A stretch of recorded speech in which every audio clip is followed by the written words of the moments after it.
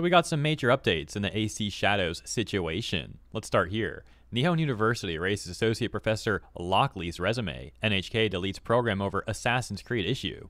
You might be wondering, who's this Lockley dude? Well, apparently Thomas Lockley is, or now was, an associate professor in Japan who claimed to be a historian and was on a Ubisoft podcast for AC Shadows. Dude allegedly went on to pretend to be some kind of expert on Yasuke and making various edits to Wikipedia about Yasuke being a samurai and so on, which many claim has been overt misinformation. And not just that, but apparently this guy wrote a book around a decade ago focused on Yasuke, and he used the recent AC Shadow situation as well as his ties to Ubisoft to promote that book. Now he's getting called out all over Japan for allegedly spreading historical misinfo on the subject, including Japanese people sending letters complaining about this guy to various governing bodies in Japan. This has seemingly resulted in Lockley going into hiding, so to speak, deleting accounts, and even Nihon University erasing his entire resume, as well as NHK deleting a program over these AC Shadows and Lockley issues. This whole thing is particularly important to AC Shadows because, once again, this guy's work, including that book, is seemingly a large part of where Ubisoft and other people online arguing with similar rhetoric got their talking points from. So if this guy's just been spreading misinfo and is now being completely discredited,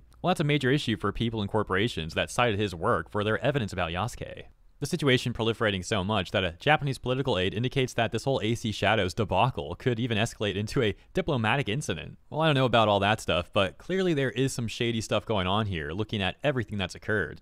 And it's unfortunate. I mean, like I said in prior videos, I think from what we do know about Yasuke, he can be viewed as a pretty cool success story. I'm not even saying he was a samurai because those claims do seem to be dubious. But for example, on the other end of the spectrum, there are people out there who claim that all Yasuke really did was carry swords around for actual samurai. And I still view that as a level of success because being an African dude on his own in Japan in that day and age, I mean, the guy could have been forced into seriously worse circumstances. So it seems like at the very least the guy had some charisma and was able to make some connections. So it's too bad that there's some of these white savior types out there who don't view his accomplishments as good enough and they gotta lie about dude. Of course, it's also messed up what Ubisoft has done to the people of Japan as well, where they revise history and can't even give the people of Japan a cool male Japanese lead like they've done for other countries in prior AC games. Now, one final thing to mention, because I've had some of those Genshin Twitter people getting all mad at me for defending the people of Japan on this particular issue, while I also pointed out issues in their Genshin boycott. Now, I do find it hard to believe that those people can't actually see the difference here, but I'll address that all briefly.